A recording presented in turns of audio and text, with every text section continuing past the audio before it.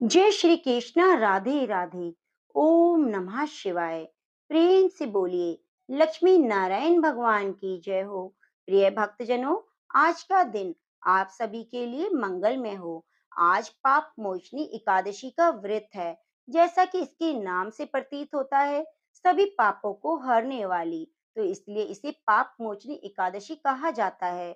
भगवान श्री हरि के भक्तों को एकादशी का विशेष ही इंतजार होता है, क्योंकि भगवान विष्णु को एकादशी का व्रत विशेष प्रिय है। ये भगवान विष्णु को समर्पित है। कहते हैं सभी व्रतों में एकादशी का व्रत कर लेने मात्र से व्यक्ति को वैकुंठ की प्राप्ति होती है और उसे सुख पूर्वक जीवन व्यतीत करने का अधिकार प्राप्त होता है।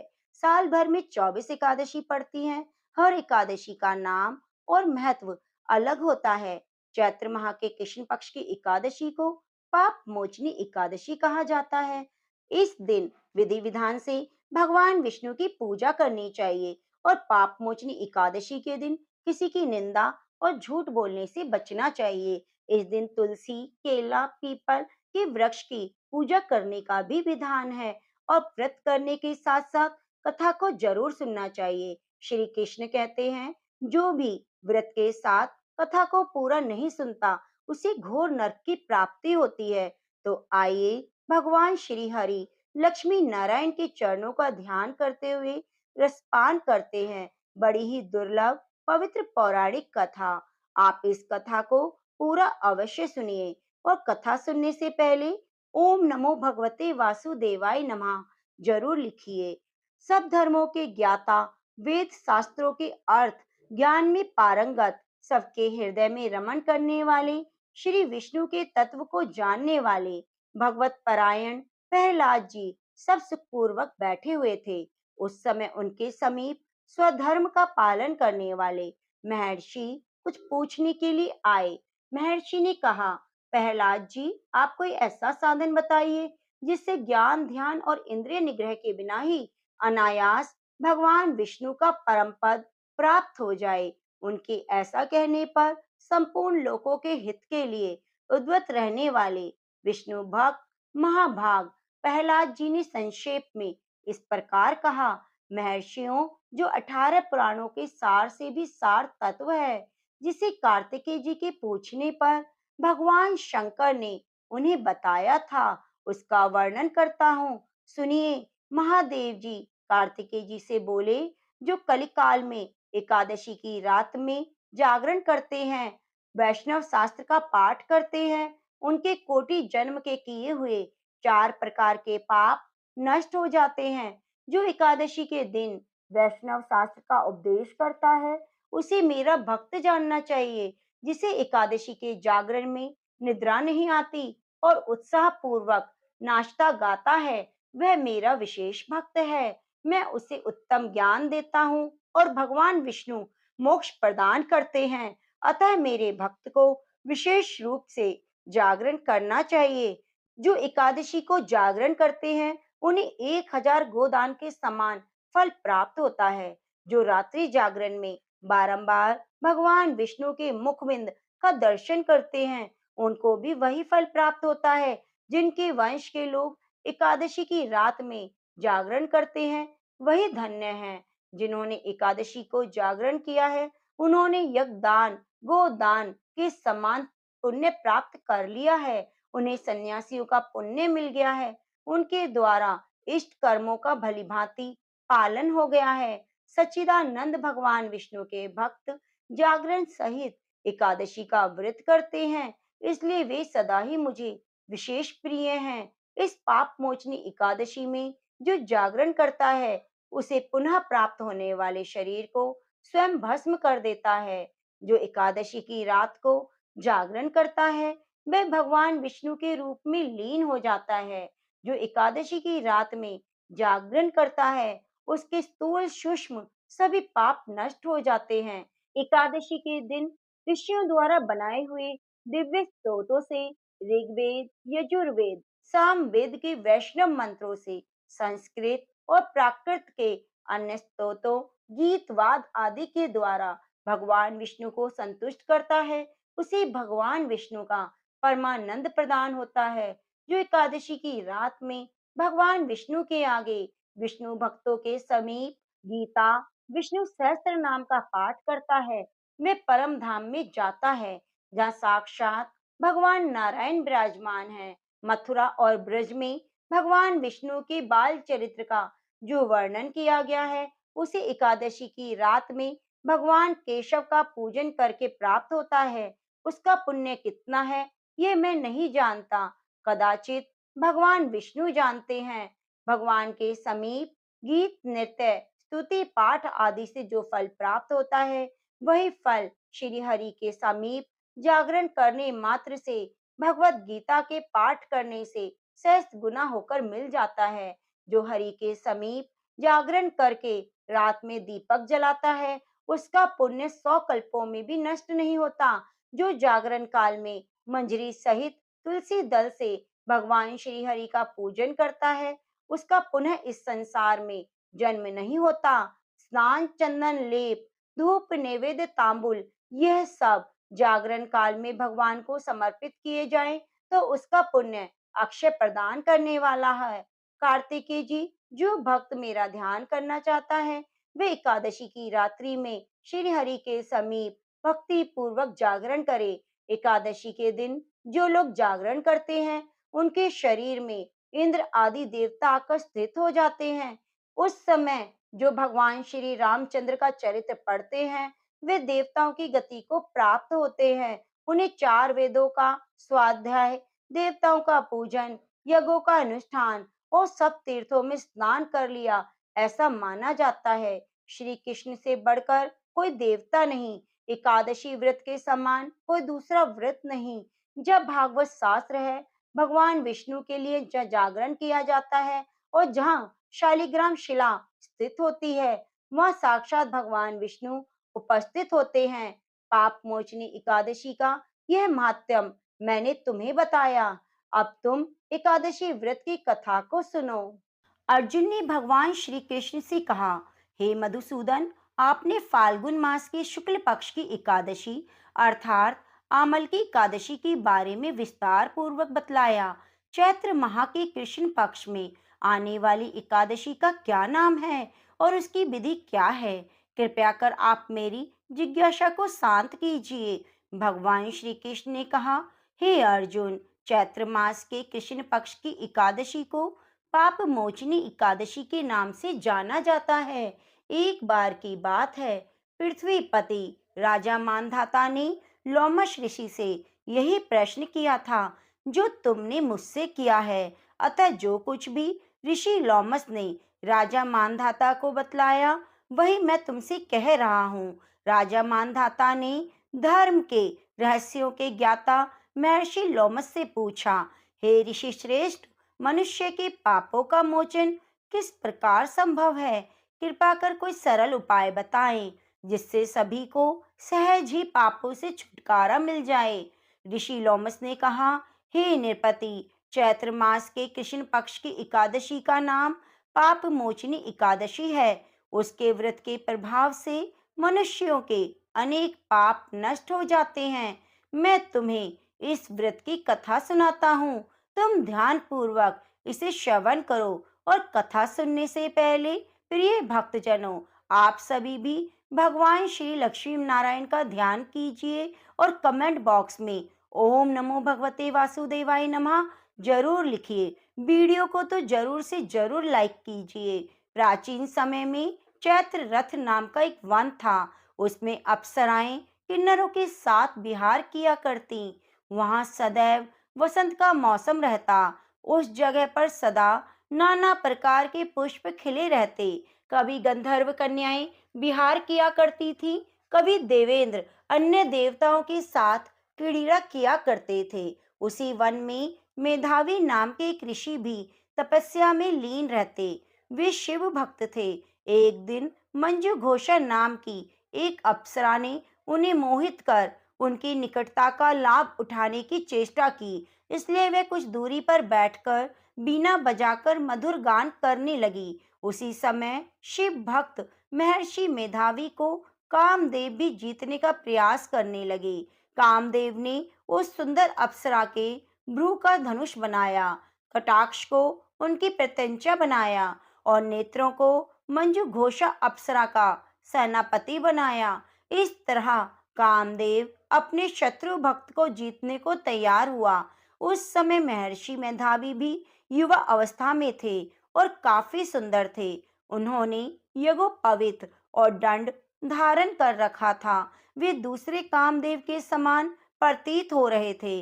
उस मुनि को देखकर कामदेव के वश में हुई मंजू घोषा ने धीरे धीरे मधुर वाणी से वीणा पर गायन शुरू किया।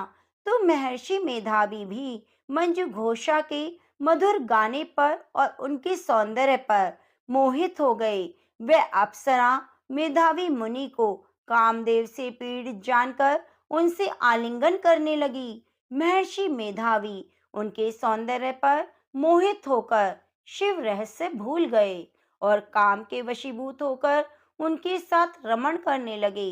काम के वशीभूत होने के कारण मुनि को उस समय दिन रात का कोई ज्ञान न रहा। वे दिन रात रमण करते रहे। उसके बाद मंजू घोषा ने उस मुनि से बोला, हे ऋषिवर, अब मुझे बहुत समय हो गया, अतः स्वर्ग जाने की आज्ञा दें। अप्सरा की बात सुनकर ऋषि ने कहा, हे मोहिनी, संध्या तो अभी हुई है, प्रातःकाल होने पर चली जाना। तो प्रिय भक्तजनों, ऋषि के ऐसे वचनों को सुनकर अप्सरा उनके साथ रमन करने लगी। इसी प्रकार दोनों के साथ रमन करते करते दोनों को बहुत समय बीत गया। मंजू घोषा ने फिर से एक दिन ऋषि से कहा, हे ऋषि, अब मुझे आप स्वर्ग जाने की आज्ञा दें। प्रिय भक्तजनों, इस बार भी मुनि ने वही कहा, हे रूपसी, अभी ज्यादा समय व्यतीत नहीं हुआ, कुछ समय और ठहरो। मुनि की बात सुन अप्सरा ने कहा, हे ऋषिवर, आपकी रात तो बहुत लंबी है, आप स्वयं ही सोचिए कि मुझे आपके पास आए कितना समय हो गया। अब और ज्यादा समय तक ठहरना क्या उचित है? अप्सरा की बात सुन मुनि को समय का बोध हुआ। वे गंभीरता पूर्वक विचार करने लगे। जब उन्हें समय का ज्ञान हुआ तो उन्हें रमण करते हुए 57 वर्ष व्यतीत हो चुके थे और उस अप्सरा को वे काल रूप समझने लगे। इतना समय भोग विलास में व्यर्थ चला गया। उन्हें क्रोध आया। अब वे भयंकर क्रोध में जलते हुए उस तप नाश करने वाली अप्सरा की तरफ भ्रुकुटी तानकर देखने लगे। क्रोध से उनकी अधर कांपने लगे और इंद्रियां बेकाबू होने लगी।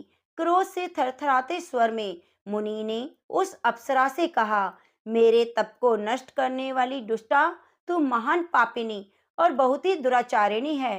तुझ पर धिक्कार है। अब तू मेरे श्राप से पिशाचिनी बन जा। मुनि के क्रोध युक्त श्राप से वे अप्सरा पिशाचिनी बन गई। यह देख वह व्यथित होकर बोली, हे ऋषिवर, अब मुझ पर क्रोध त्याग कर प्रसन्न होइए और कृपया करके इस शाप का निवारण किस प्रकार होगा, यह बताइए। विद्वानों ने कहा है, साधुओं की संगति अच्छा फल देने वाली होती है और आपके साथ तो मेरा बहुत समय व्यतीत हुआ है, अतः आप मुझ पर प्रसन्न हो जाइए। अन्यथा लोग कहेंगे, एक पुण्य आत्मा के साथ रहने पर मंजू घोषा को पिशाचिनी बनना पड़ा। मंजू घोषा की बात सुनकर मुनि को अपने क्रोध पर अत्यंत ग्लानि हुई, साथ ही अपनी अपकीर्ति का भय भी हुआ।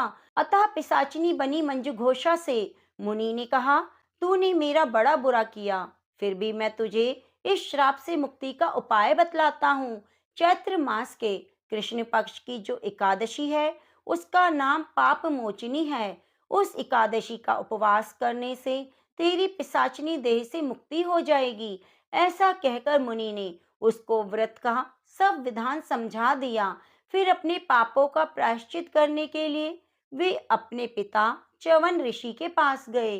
च्यवन ऋषि ने अपने पुत्र मेधावी को देखकर कहा, हे पुत्र, ऐसा क्या किया तूने कि तेरे सभी तप नष्ट हो गए, जिससे तुम्हारा समस्त तेज मलिन हो गया?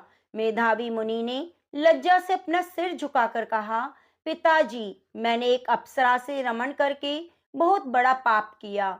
इसी पाप के कारण मेरा सारा तेज और तप नष्ट हो गया।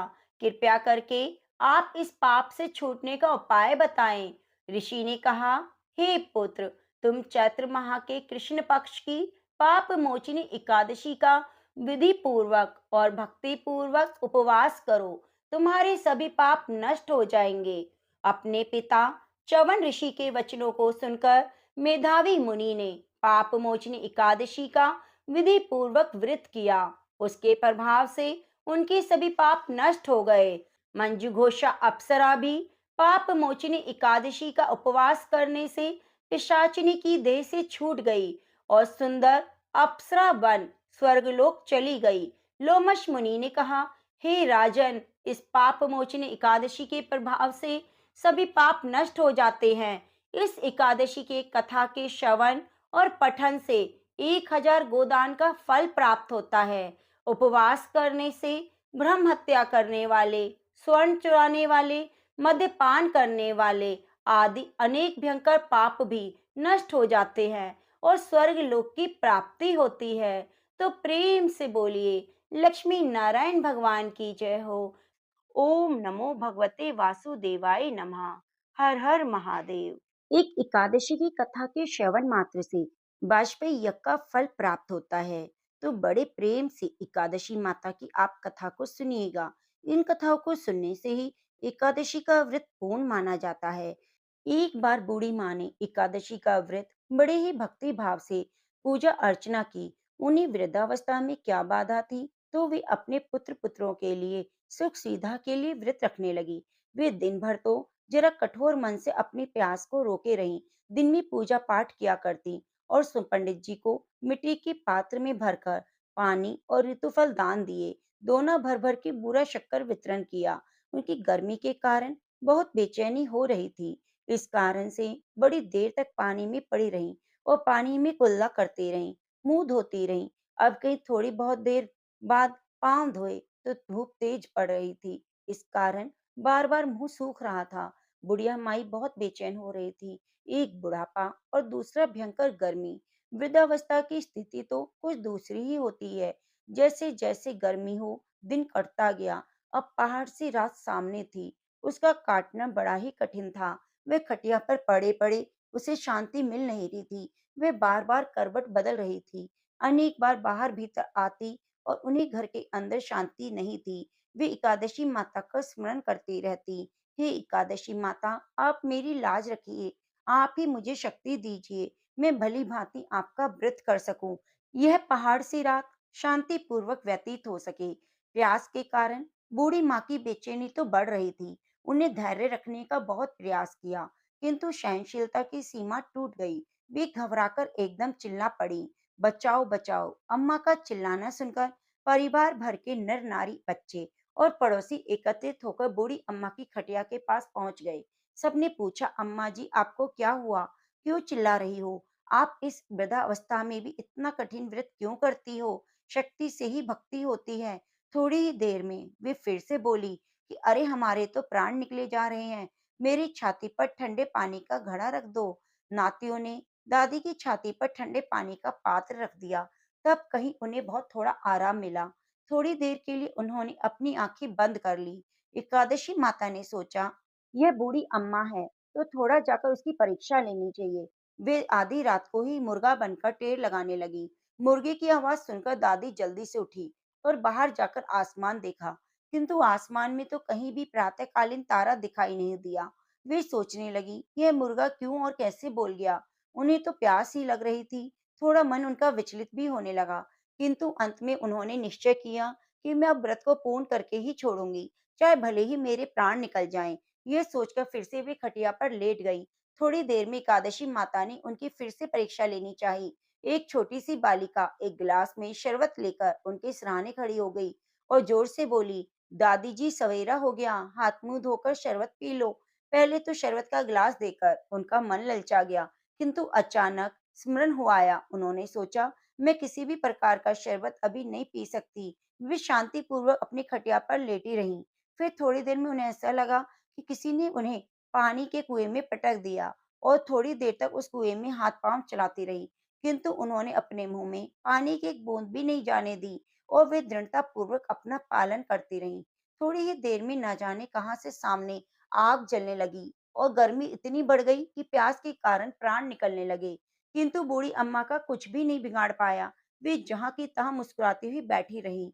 थोड़ी देर में बाहर प्रकाश दिखाई देने लगा। ऐसा लगा मानो सवेरा हो गया हो। बूढ़ी अम्मा ने जब बाहर निकलकर देखा तो समझ गई कि अभी सवेरा होने में 3-4 घंटे की देरी है। यह जानकर वे शांतिपूर्वक इधर-उधर घूमने फिरने लगी। एकादशी माता यह बात अच्छी तरह से समझ गई कि ये बूढ़ी अम्मा अपने व्रत से नहीं टलने वाली। वे सत्य व्रत को अच्छी तरह से समझ गई। सवेरा होते ही बूढ़ी माता ने स्नान किया, भगवान का पूजा पाठ किया, एकादशी माता की कहानी सुनी, ब्राह्मणों को दक्षिणा देकर भोजन कराया, तब उन्होंने जल ग्रहण किया। कन्याओं को भोजन कराने के बाद अम्मा ने स्वयं भोजन किया। उस श्रेष्ठ व्रत के प्रभाव से बूढ़ी अम्मा की आयु में वृद्धि हो गई। घर परिवार हरा भरा हो गया। घर में अब जो कोई भी अभाव था वह सब सुख साधनों में बदल गया। नाती नातिन उनके घर में भर गए। वे उसी दिन से 12 महीने की एकादशी का व्रत करने लगी। एकादशी माता के व्रत के प्रभाव से इस संसार में हर प्रकार के सुख भोग कर मनुष्य बैकुंठ धाम को चला जाता है। जैसे एकादशी माता ने बूढ़ी माता और उनके परिवार को हरा भरा किया। हे एकादशी माता, हम सभी की भी मनोकामनाएं पूर्ण करना। प्रेम से बोलिए श्री लक्ष्मी नारायण भगवान की जय हो। अब प्रिय भक्तजनों, श्रवण करते हैं अनंत फलों को देने वाली श्री राधा कृष्ण जी की बड़ी ही सुंदर कथा। एकादशी के दिन इस कथा को सुनने से सभी मनोकामनाएं पूरी हो जाती हैं। एक गांव में रमा नाम की एक स्त्री थी। उसके विवाह को 5-6 वर्ष हो गए, लेकिन उसके कोई संतान नहीं थी। एक बार राधा अष्टमी का उत्सव आया।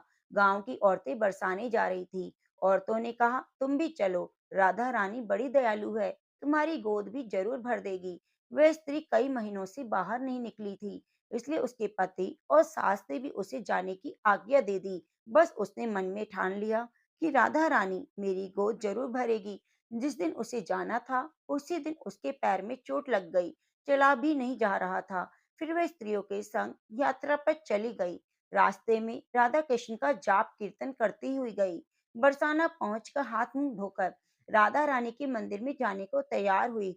राधा जी के महल में जब जाते हैं तो ऊपर बहुत सारी सीढ़ियां चढ़नी पड़ती हैं। जैसे सीढ़ियां चढ़ने लगी तब स्त्रियों से बोली कि तुम लोग आगे आगे चलो, मैं धीरे धीरे सीढ़ियों से आ रही हूँ। मेरे पैर में चोट लगने की वजह से मैं ज्यादा नहीं चल सकती। 2-4 सीढ़ियां चढ़ने के बाद उसका पैर मुड़ गया और वह नीचे गिरने लगी। तभी एक 7-8 साल की कन्या ने उनका हाथ पकड़ लिया। रमा बोली, बेटी, आज अगर तुम ना होती तो मैं नीचे गिर जाती। वह कन्या बोली, माता कैसे गिरने देती मैं तुम्हें। रमा ने पूछा, बेटी तुम्हारा क्या नाम है। तो वह बोली, लाडो, मेरा नाम यही है और मैं यहीं पास में रहती हूँ। वे दोनों सीढ़ियों पर बैठ गईं। लाडो कहने लगी, माता मेरे लिए क्या लाई हो, कोई जान न पहचान। लाडो ऐसे बात कर रही थी।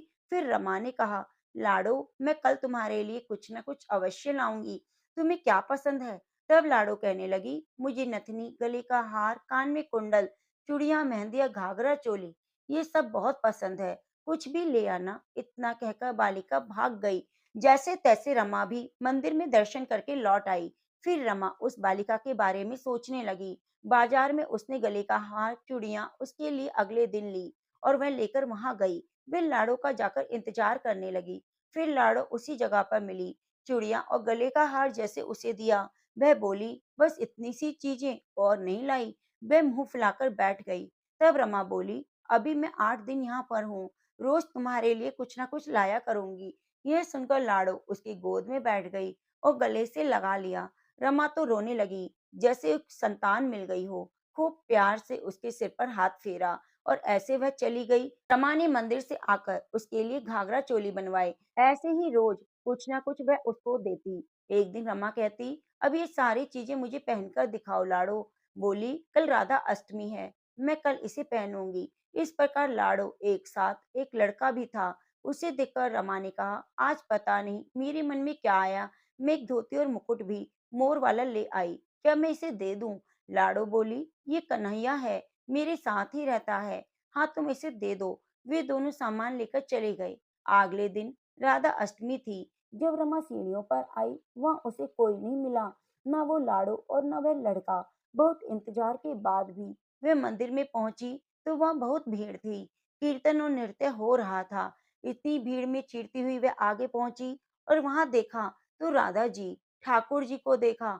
रमा ने जो जो चीजें लाड़ो को दी थी, वे सारा सामान राधा कृष्ण जी पहने हुए थे। वे पत्थर सी हो गई, आंखों से आंसू बहने लगे। बात समझते देर न लगी कि वे लाड़ो राधा जी वो कन्हैया कृष्ण जी थे, स्वयं जगत के पालनहार। उसके पास आते थे। राधा जी उसकी गोद में बैठती थी, उसे मातृ सुख प्रदान करती थी, जैसे बावरी वह हो गई। रात दिन लाडो लाडो कहती पुकारती रहती। वे स्त्रियों से बोली, तुम लोग घर जाओ, मैं नहीं जाऊंगी। उसकी सास और पति भी उसे लेने आए, पर वह नहीं गई। अब तो वह प्रतिदिन सीढ़ियों पर बैठे बैठे आंसू से सीढ़ियां धोती, पलकों से बुहार करती। उसे 30 वर्ष हो गए। एक दिन बालिका उसका हाथ पकड़कर ऊपर अटालिया में ले गई। वहां जाकर बोलती है, लो आ गई मैं, तुम्हारी लाड़ो। ऐसा कहकर बाहें फैलाकर रमा को बुलाने लगी और अपने गले लगा लिया। उस दिन रमा ऐसे गले लगी कि पार्थिव शरीर को छोड़कर सदा के लिए लाड़ो के पास चली गई। तो प्रेम से बोलिए, राधा कृष्ण भगवान की जय हो। बरसाने वाली राधे रानी की जय हो। प्रिय भक्तगणों, कहा जाता है, तुलसी की पूजा के बिना हमारी पूजा अधूरी है। माता तुलसी की चरणों का ध्यान करते हुए श्रवण करते हैं। तुलसी की कथा। एक कन्या थी। जब वह थोड़ी बड़ी हुई, उसको समझ आने लगा कि तुलसी माता ही सब कुछ देने वाली है और उनकी पूजा से ही हमारी पूजा पूरी हो सकती है। तभी से वह तुलसी माता की पूजा करने लगी। उसका प्रतिदिन का नियम था कि तुलसी माता का पूजन करने के बाद ही वह खाना खाती। जब वह कन्या शादी के लायक हुई, तो उसके माता पिता ने उसकी शादी करवा दी। कन्या को उसके माता पिता ने दहेज में एक तुलसी का गमला भी दे दिया। ससुराल में वह प्रतिदिन सुबह उठती और पूजा करती, उसके बाद ही खाना खाती।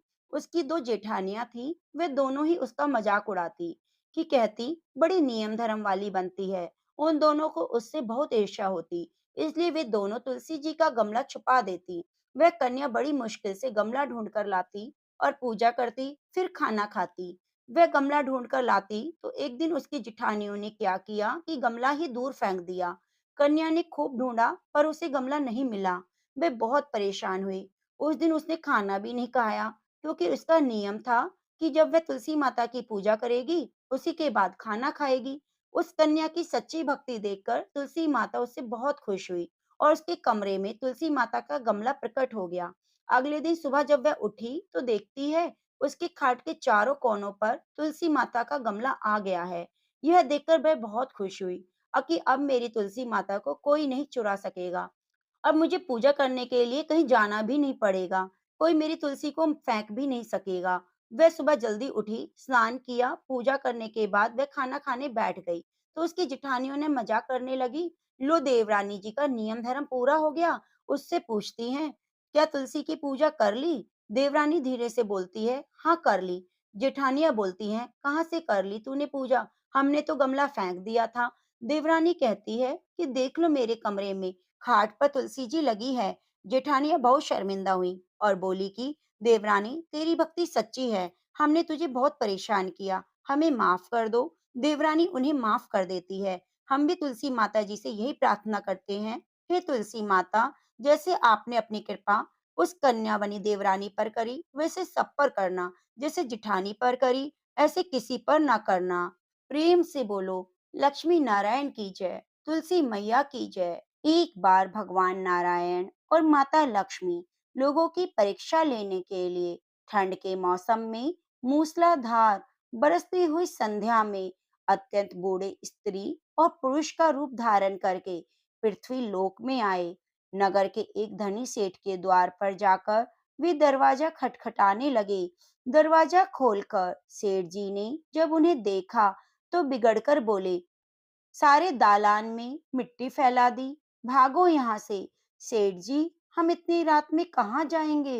वृद्धा बनी माता लक्ष्मी गिड़गिड़ाई, ठंड से प्राण निकल रहे हैं, कहीं ठहरने भर को जगह दे दो।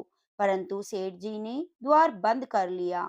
उन दोनों को प्रकाश में सेठ के महल के पास ही एक टूटा फूटा सा घर दिखाई पड़ा। उसके टूटे किवाड़ से दिए के प्रकाश की एक करन दिखाई पड़ी। बूढ़े बने भगवान विष्णु ने माता लक्ष्मी से कहा, आओ चलो उस घर में ही आश्रय मांग कर देखें। बूढ़ी बनी माता लक्ष्मी ने कहा, जब इतने बड़े सेठ ने अपने यहाँ स्थान नहीं दिया तो यह गरीब क्या देगा। और ठहरने को जगह मिल भी गई तो रात भर में बिना ओढ़ने बिछौने के इन फटे भीगे कपड़ों में तो प्राण ही निकल जाएंगे। वृद्ध बोला, कुछ भी हो, मुझसे तो अब और नहीं चला जाता। और उन्होंने आगे बढ़कर दरवाजा खटखटाया। दूसरे ही क्षण हाथ में दिया थामे मैली फटी साड़ी पहने एक स्त्री ने द्वार खोला। उन दोनों की दशा देखते ही वह करुणा भरे स्वर में बोली, हे भगवान, आप लोग इस अंधेरी रात में कहाँ भटक रहे हैं? आइए आइए, भीतर आइए। उन्हें सहारा देकर वे भीतर ले गई। छोटी सी कोठरी में दो टूटी फूटी चारपाइयां पड़ी थी। उनमें से एक को खाली करके स्त्री ने उनसे बैठने को कहा। दोनों के कपड़ों से जल चूकर कोठरी गीली हो गई, परंतु उस स्त्री ने उनकी तनिक भी चिंता न करके जल्दी जल्दी अंगीठी में आग जलाकर उन्हें तापने को कहा। फिर अरगनी पे से दो पुराने परंतु धुले हुए कपड़े लाकर बोली, बाबा, आप लोग अपने कपड़े उतार कर इन्हें लपेट लो। क्या करूं, मैं बहुत गरीब हूँ, इससे इन्हीं दो कपड़ों से गुजर करनी होगी। आपके कपड़े मैं निचोड़कर फैला दूंगी। उन्हीं कपड़े बदलवा कर वह दालान में गई और दो पीतल की छोटी छोटी थालियों में बथुए का साग और बाजरे की रोटियां रखकर ले आई। माताजी, उसने वृद्धा से कहा, आज मेरे घर में यही भगवान का प्रसाद है। मुझे बहुत दुख है कि ना तो घर में घी है, न दूध और न चीनी। कोई बात नहीं बेटी, हमें तो यह भोजन बड़ा स्वादिष्ट लगा। वे दोनों खाते हुए बोले। थोड़ी देर में उस स्त्री का पति भी आ गया। वे बेचारा भी रोजगार की तलाश में दिन भर घूमकर थका हारा लौटा। पत्नी ने अतिथियों को भोजन खिला देने के बाद चुपके से द्वार पर ही अपने पति को सब बता दिया। सुनकर वह बहुत खुश हुआ। फिर दोनों ने अपने बिछौने उन दोनों वृद्धों को देकर उन्हें तो खाट पर सुलाया और खुद दोनों एक फटे टाट को ओढ़कर नीचे भूमि पर लेट गए।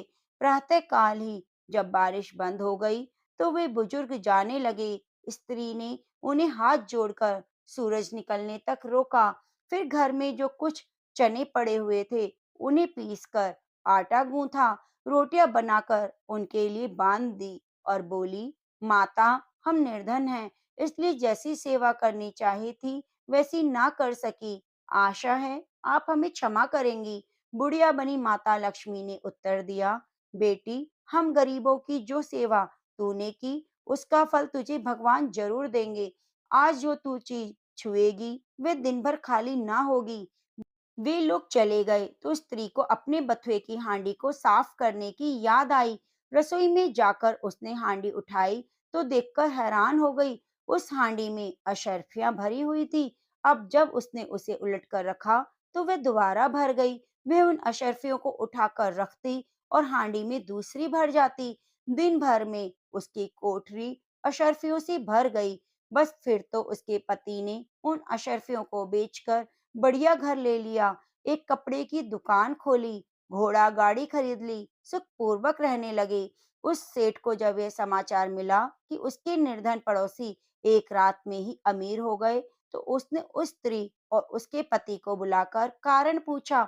स्त्री ने सरलता पूर्वक सब कथा कह सुनाई। अब तो सेठ और सेठानी को रात दिन यही चिंता रहने लगी कि किसी प्रकार वह बुढ़े बुढ़िया मिल जाएं तो वे भी घर अशर्फियों से भर लेंगे। देवता तो मनुष्य के हृदय की बात जान ही लेते हैं। बस फिर क्या था। एक रात बहुत जोरों की बारिश हो रही थी, ओले भी पड़ रहे थे। फिर से वही लक्ष्मी जी और विष्णु जी बुढ़े बुढ़िया का रूप धारण कर सेठ के द्वार पर पहुंचे। द्वार पर खटखट सुनते ही सेठ ने बिजली के प्रकाश में से झांककर उन्हें पहचान लिया और जल्दी जल्दी सेठानी को उन्हें लेने भेजा। बिजली बुझाकर एक दिया हाथ में लेकर सेठानी बाहर आई और झूठी ममता दिखाकर बोली, हाय हाय बाबा, तुम कहाँ भटक रहे हो? आओ अंदर आ जाओ। फिर घर की सबसे टूटी चारपाई पर उन्हें बिठा दिया। घर में अनेकों गर्म वस्त्र होते हुए भी उनके लिए दो फटे पुराने वस्त्र ले आई और बोली, बाबा, घर में इस समय यही है। फिर उनसे बिना पूछे ही घर की सबसे पुरानी थालियों में बथुए का साग और बाजरे की रोटी ले आई। ओढ़ने को दो फटे कंबल भी कहीं से मंगाकर दे दिए। सेठ और सेठानी भी उसी कमरे में गद्दे बिछाकर लेट गए। सवेरे ही जब दोनों बुजुर्ग जाने लगे तो सेठानी ने चना पीसकर रोटी बनाई और उनके लिए बांध दी। बोली, माता, हम बहुत गरीब हैं, आपकी सेवा ना कर सके। आशा है आप हमें क्षमा करेंगी। बूढ़ी माता बनी लक्ष्मी ने बोला, बेटी, जैसी सेवा तूने की उसका फल भगवान तुम्हें जरूर देगा। हाँ, आज तू जिस काम को हाथ में लेवेगी वह दिन भर समाप्त नहीं होगा। उन लोगों के जाते ही सेठ और सेठानी में झगड़ा हो गया। सेठ चाहता था कि बथुए की हांडी मैं खोलूं और सेठानी चाहती थी कि मैं खोलूं। अंत में दोनों ने एक साथ हांडी पकड़ी और इस छीना झपटी में हांडी टूट गई। कमरे में बथुआ ही बथुआ बिखर गया। सेठानी झाड़ू लेकर कमरा साफ करने लगी। जब वह कमरा साफ करती तो कमरे में तुरंत बहुत सारा बथुआ बिखर जाता। सवेरे से संध्या तक उसे कमरा साफ करना पड़ा। तो ठीक ही है, जिसकी जैसी नियत होती है भगवान उसे वैसा ही फल देते हैं। तो प्रेम से बोलिए, लक्ष्मी नारायण भगवान की जय हो, एकादशी मैया की जय हो, तुलसी मैया की जय हो। प्रिय भक्तजनों, आप सभी पर एकादशी मैया की कृपा सदा सदैव के लिए बनी रहे। आप हमारे चैनल को सब्सक्राइब जरूर कीजिए और बगल में बनी बेल आइकन घंटी को दबाना ना भूलें। मिलते हैं अगली कथा कहानियों के साथ। तब तक के लिए नमस्कार।